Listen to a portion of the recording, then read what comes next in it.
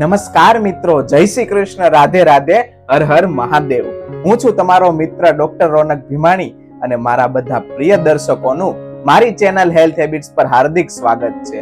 મિત્રો, આજનો વિડીયો ખાસ એમના માટે છે જેમને નસોમાં દુખાવો રહે છે, જેમને સાંધા બેસતા અવાજ કરે છે, જેમના પગમાં ઝંઝણાટ અને સુનકાર થાય છે અને જેમને સવારે ઉઠતા જ શરીર જકડાઈ જાય છે. મિત્રો, તમને પણ આવું થાય છે ને? ઘણા લોકો મને કહે છે, ભાઈ દવા તો બહુ લીધી પણ આરામ કાયમી નથી.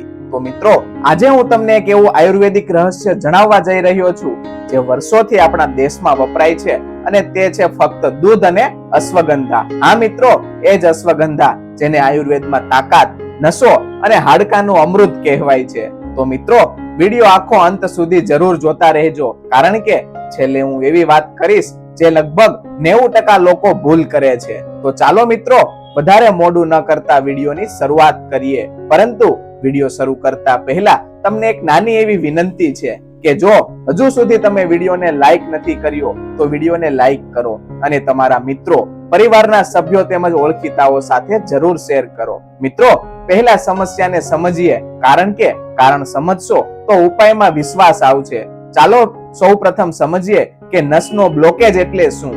નસ એટલે શરીરની વાયરિંગ સિસ્ટમ. જ્યારે લોહી ઘાટું થાય, કોલેસ્ટ્રોલ વધે, વાયુ બગડે અને સ્ટ્રેસ વધે ત્યારે નસોમાં અવરોધ થાય છે અને એના પરિણામે હાથ પગ સુનકાર થાય છે, બળતરા થાય છે, દુખાવો થાય છે અને ક્યારેક ચાલવામાં તકલીફ પણ અનુભવાય છે. મિત્રો, તમે પણ આ અનુભવ કર્યો જ હશે. હવે સાંધાનો દુખાવો કેમ થાય છે તેની વાત કરીએ. આજની લાઈફસ્ટાઈલમાં જુઓ, લાંબો સમય બેસવું, મોબાઈલ લેવો, કસરત નહીં કરવી અને પોષણની ઉણપ, ઉપરથી ઉંમર વધે તો સાંધામાં તેલ એટલે કે લુબ્રિકેશન ઘટે છે અને દુખાવો શરૂ થાય છે. મિત્રો, હવે અશ્વગંધા એટલે કે આયુર્વેદનું રત્નની વાત કરીએ તો મિત્રો, અશ્વગંધાને આયુર્વેદમાં કહે છે રસાયણ ઔષધિ. એનો અર્થ કે શરીરને અંદરથી નવેસરથી બનાવે છે. અશ્વગંધાના મુખ્ય ગુણ જોઈએ તો નસોને મજબૂત કરે છે, હાડકાને શક્તિ આપે છે, સોજો ઉતારે છે, વાયુ સંતુલિત કરે છે અને શરીરથી થાક દૂર કરે છે. મિત્રો, આ કોઈ નવી શોધ નથી, આ 5000 વર્ષ જૂની આયુર્વેદની ભેટ છે.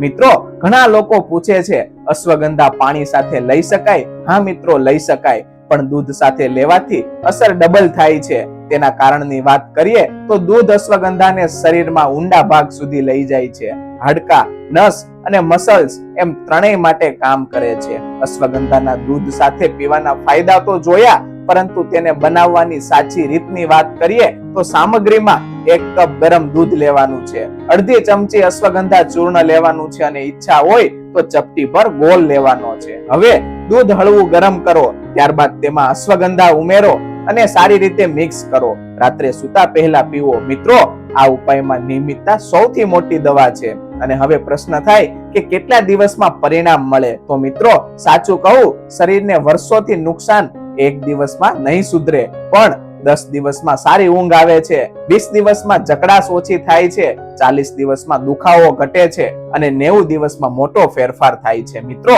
તમે પણ કહેશો, હવે તો શરીર પહેલાથી જ હલકું લાગે છે. મિત્રો, આ અનુભવ જ વિશ્વાસ બનાવે છે. મિત્રો, આ વિડીયો જોઈને ઘણા લોકોના મનમાં પ્રશ્નો થતા હશે, તો મિત્રો તમારા પ્રશ્નોને કોમેન્ટમાં જરૂર જણાવો અને ઘણા સામાન્ય રોજબરોજના દવાખાનામાં પૂછવામાં આવતા સવાલોની ચાલો જાણકારી લઈએ. જેમાં પહેલો કોમન સવાલ છે કે ડાયાબિટીસ વાળા લઈ શકે? હા મિત્રો, ગોળ વગર જરૂર લઈ શકાય. બીજો અને અગત્યનો સવાલ કે બીપી વાળા લઈ શકે? સામાન્ય રીતે સુરક્ષિત છે. ત્રીજો અગત્યનો સવાલ કે કેટલા સમય સુધી લેવું જોઈએ? મિત્રો, 3 મહિના ઉત્તમ ગણાય છે. ચોથો અને વારંવાર પૂછવામાં આવતો પ્રશ્ન કે કોઈ સાઈડ ઇફેક્ટ થાય? તો મિત્રો, સાઈડ ઇફેક્ટ નથી, પરંતુ વધુ માત્રામાં ન લો. ગર્ભાવસ્થા હોય તો જરૂર પૂછો. ગંભીર બીમારીમાં ડોક્ટરની સલાહ ખૂબ જ જરૂરી છે. મિત્રો, દવા શરીરને ઠીક કરે છે, પણ આદતો શરીરને બચાવે છે.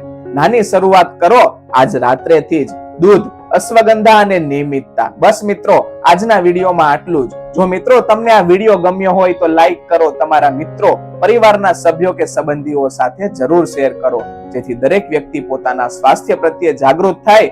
અને જો તમે નવા હોય અમારી ચેનલ હેલ્થ હેબિટ્સમાં, તો અમારી ચેનલ હેલ્થ હેબિટ્સને સબસ્ક્રાઇબ કરવાનું ભૂલશો નહીં. તેમજ બાજુમાં આપેલા બેલ આઇકનને ઓન કરો, જેથી આવા જ નવા અને માહિતીસભર વિડીયોની નોટિફિકેશન તમને સૌથી પહેલા મળે.